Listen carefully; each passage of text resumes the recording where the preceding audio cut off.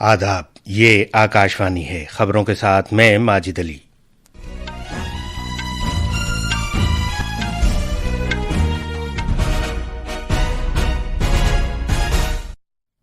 صدر جمہوریہ دروپدی مرمو نے کہا ہے کہ بھارت نے ایک ایسا ملک بننے کا تہیہ کر رکھا ہے جہاں انسانی حقوق کا نہ صرف تحفظ کیا جائے بلکہ ان کا احترام بھی کیا جائے۔ انہوں نے نئی دلی میں 2025 کے انسانی حقوق کے قومی دن پر ایک تقریب سے خطاب کرتے ہوئے یہ بات کہی۔ لوک سبھا میں انتخابات اصلاحات پر پھر سے بحث شروع ہو گئی ہے۔ دیپاولی کو یونیسکو کی عالمی ثقافتی ورثے کی فہرست میں شامل کیا گیا ہے۔ ملک نے عالمی سطح پر اسے تسلیم کیے جانے کا خیر مقدم کیا ہے۔ امریکہ کی کمپنی ایمیزن نے بھارت میں 2030 تک $35 ارب کی سرمایہ کاری کا اعلان کیا ہے۔ بیلجیم کی ایک عدالت نے مفرور میہول چوکسی کی اس اپیل کو خارج کر دیا ہے جس میں کہا گیا تھا کہ بھارت کی درخواست پر اسے نئی دلی کے حوالے نہ کیا جائے۔ اور اسکواش کے عالمی کپ میں چنئی میں پول بی میں میزبان بھارت نے سوئٹزرلینڈ کو 4-0 سے ہرا دیا۔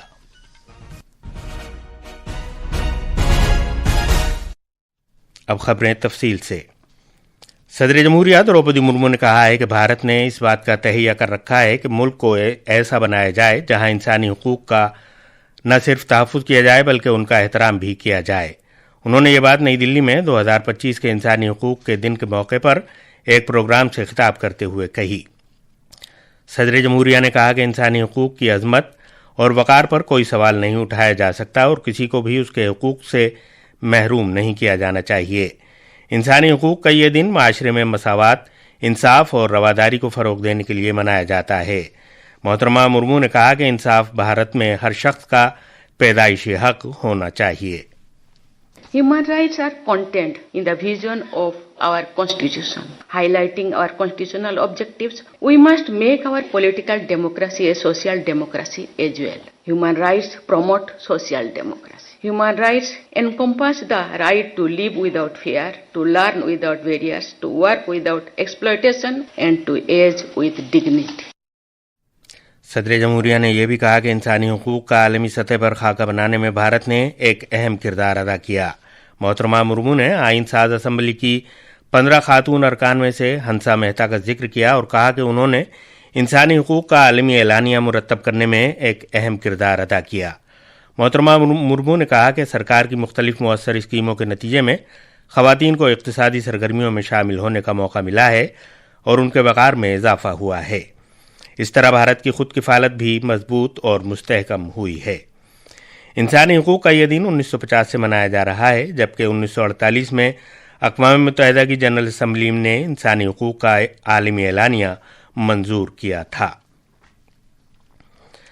لوک سبھا میں انتخابی اصلاحات پر بحث پھر سے شروع ہو گئی ہے۔ بحث میں حصہ لیتے ہوئے کانگریس لیڈر کے سی وینو گوپال نے کہا کہ ووٹ دینے کا حق جمہوریت میں ایک بنیادی اصول ہے۔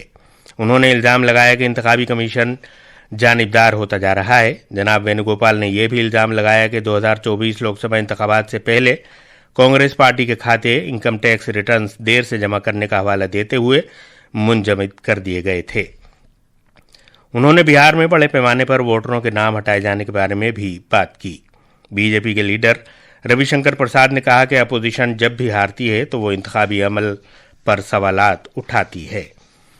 انہوں نے کہا کہ ایس آئی آر پر نکتہ چینی کرنے اور کانگریس کے ذریعے بہار میں بہت زیادہ ریلیاں کرنے کے باوجود اس کو اسمبلی انتخابات میں کچھ ہی سیٹوں پر جیت حاصل ہوئی ہے۔ کانگریس کے منیش تیواری نے کل ایوان زیری میں بحث کا آغاز کیا تھا۔ نائب صدر جمہوریہ سی پی رادھا کرشنن نے آج سی راج گوپالاچاری کو ان کے یوم پیدائش پر خراج عقیدت پیش کیا۔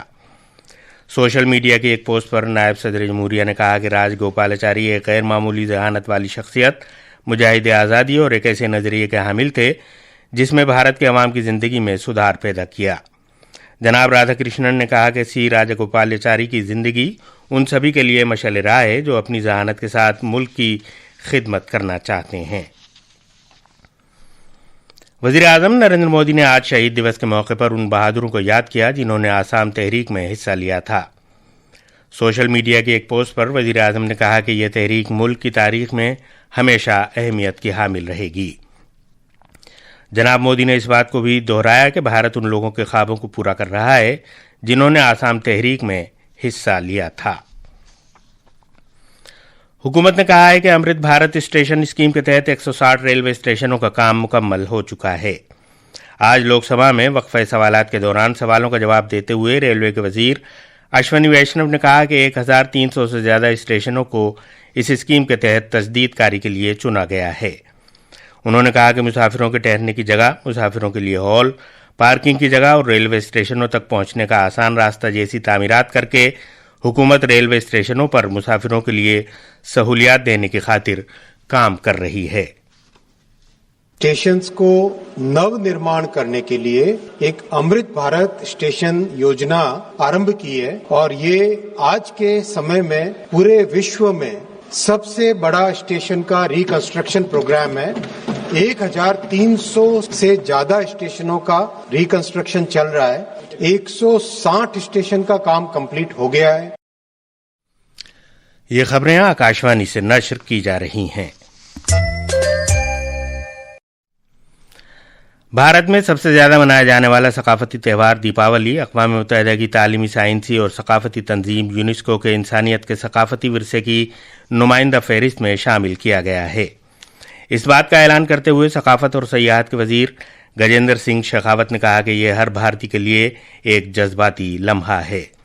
انہوں نے کہا کہ دیپاولی نہ صرف منایا جاتا ہے بلکہ یہ محسوس کیا جاتا ہے اور اس کے ساتھ رہا جاتا ہے۔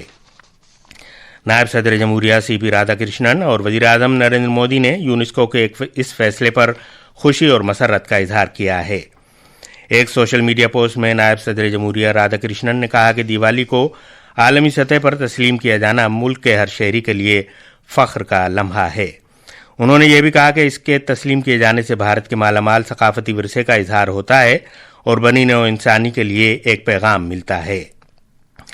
وزیر اعظم نریندر مودی نے کہا ہے کہ بھارت اور دنیا بھر میں لوگ دیپاولی کو یونیسکو کی ثقافتی فہرست میں شامل کرنے سے پھولے نہیں سما رہے ہیں۔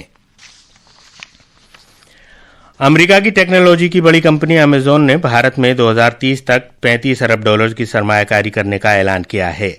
امیزون کی ابھرتی ہوئی مارکیٹ کے سینئر وی پی امیت اگروال نے آج نئی دلی میں امیزون سمبھو سمٹ کے 6 ایڈیشن میں اس کا اعلان کیا ہے۔